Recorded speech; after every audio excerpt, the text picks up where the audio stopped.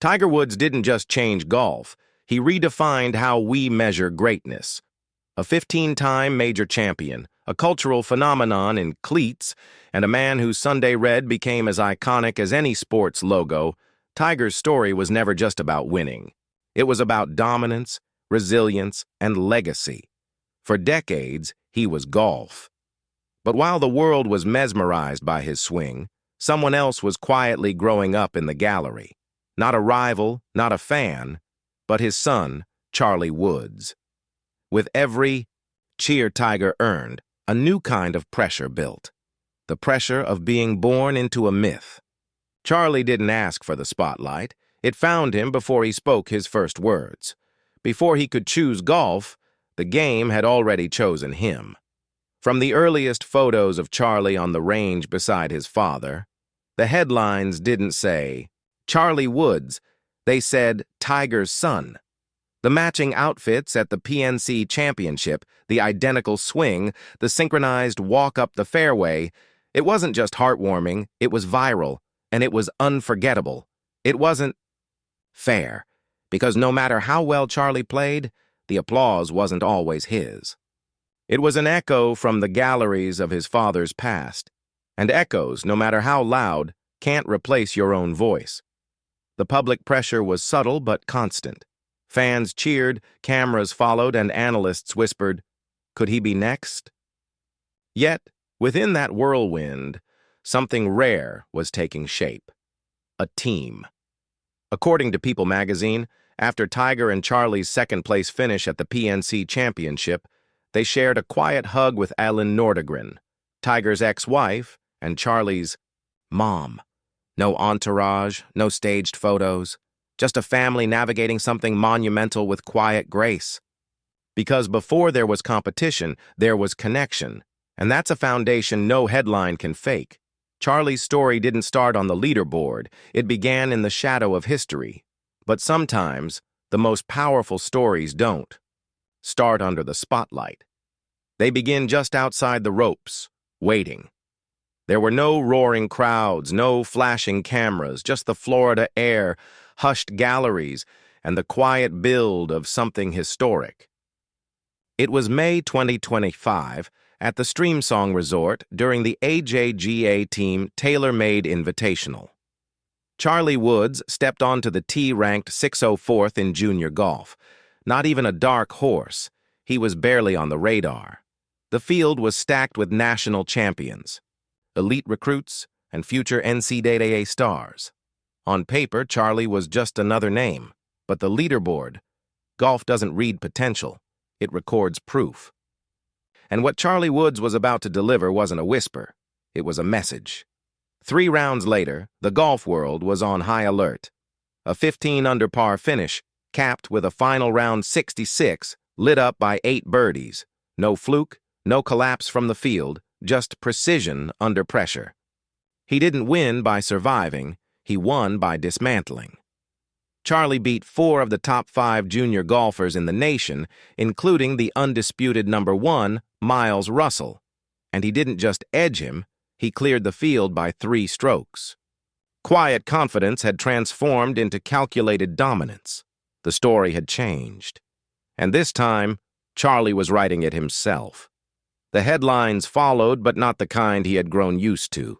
Golf Monthly, Times of India, ESPN, Golf Digest, all picked up the story, not because of a viral clip or a Tiger cameo, but because of Charlie's game, his poise, his performance. There were no side-by-side swing comparisons this time. The spotlight was on his control, his composure, his finish. For the first time, the world wasn't watching because he was Tiger's son. They were watching because he was that good. In junior golf, respect isn't given. It's taken. Charlie. Woods didn't just win a tournament, he changed his status. The kid who once stood quietly in the background was now front and center. The last name that once brought pressure had now earned power. And for the first time, when people said Woods, they weren't looking back. They were looking ahead.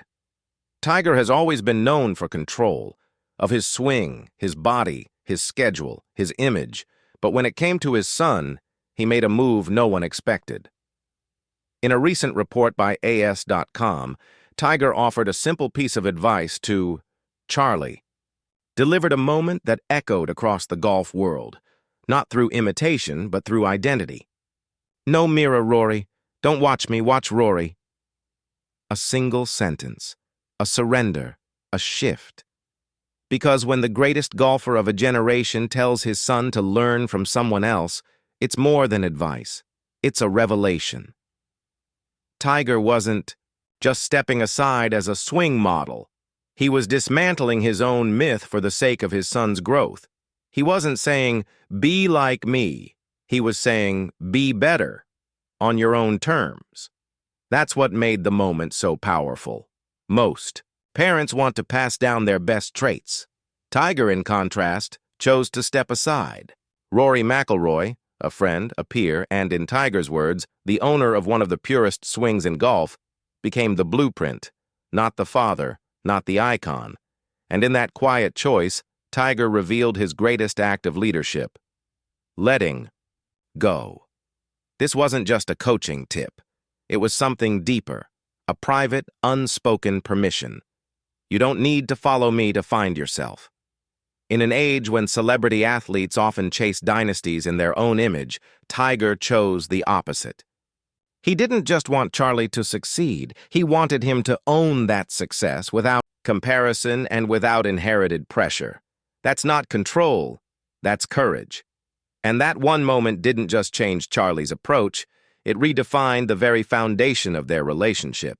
They were no longer just father and prodigy. Now, they were mentor and student, not walking in each other's footsteps, but moving in parallel. Because sometimes, the strongest bonds aren't forged through imitation, but through independence. There's a difference between playing well and playing with weight, between showing flashes of talent and carrying expectations like armor. After Stream Song, Charlie Woods didn't walk like someone hoping to belong. He walked like someone who already knew he did. His posture had changed. The interviews were fewer. The noise didn't matter anymore. The work was speaking for itself. And suddenly the phrase "Tiger's son" started to feel outdated. Charlie wasn't just inheriting greatness anymore. He was chasing it down. The numbers told the story. According to the Times of India, Charlie's dominant win catapulted him from 64th to 14th in the AJGA standings, one of the largest single jumps in recent memory. He didn't sneak into the conversation. He kicked the door wide open. That kind of leap isn't about hype or momentum. It's earned, shot by shot, round by round. With that surge, Charlie became something else entirely. Not the heir, but the hunter. The New York Post didn't hold back.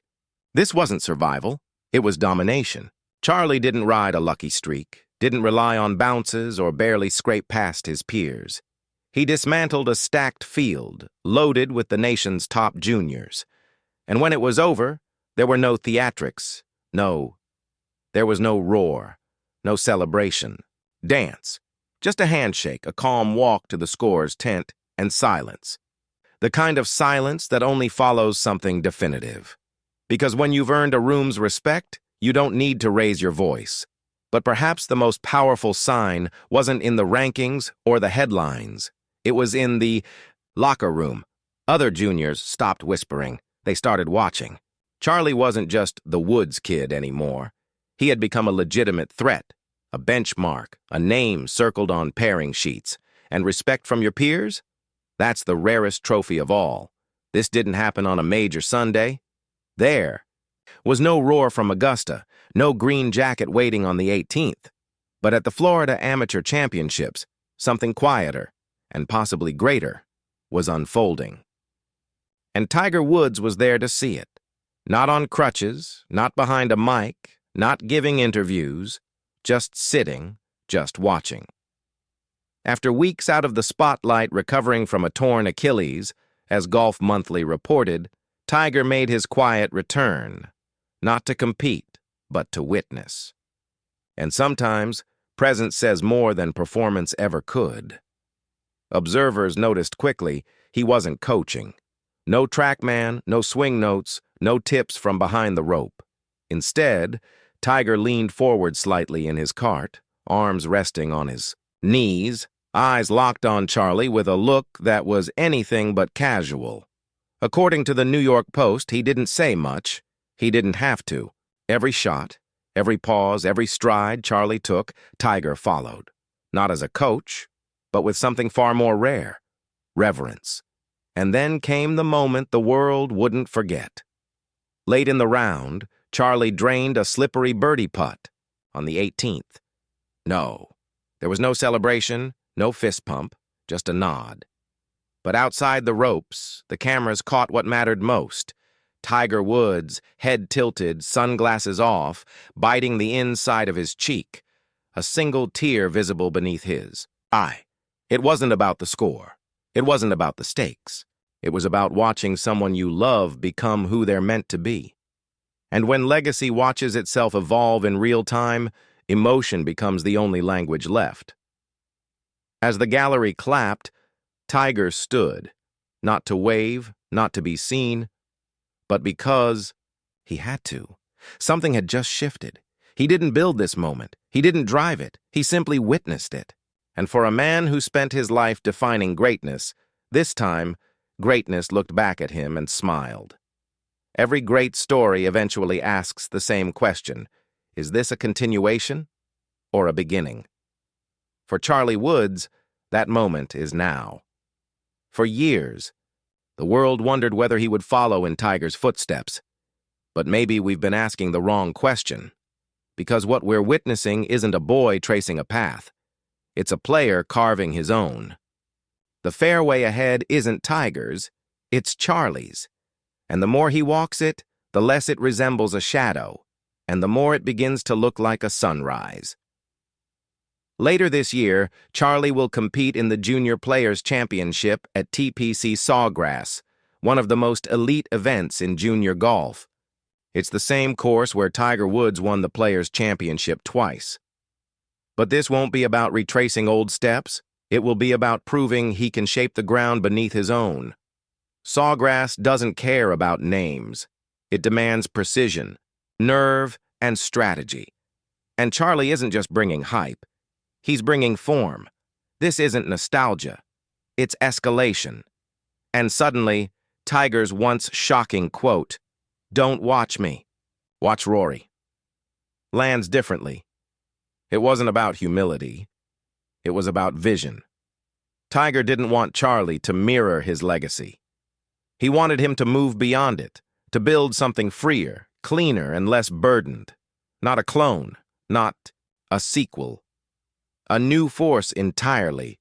Because when the sun stops echoing and starts roaring, that's not lineage, that's transformation. This journey began with questions. Could he handle the pressure? Could he escape the name? Could he matter without the myth? And with every swing, Charlie has answered them, not loudly, but convincingly. He's no longer the kid beside Tiger.